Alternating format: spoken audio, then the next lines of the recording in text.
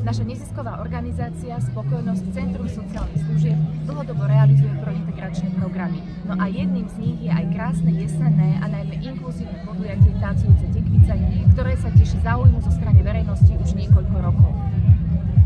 Posolstvom tohto podujatia bolo spojiť všetkých v jedno ľudské spoločenstvo, bez ohľadu na farbu pleti, pôvod či akékoľvek znevýhodnenie, pretože každý z nás si zaslúži akceptujúce a rešpektujúce prostredie, ktoré ho príjma takého, aký je.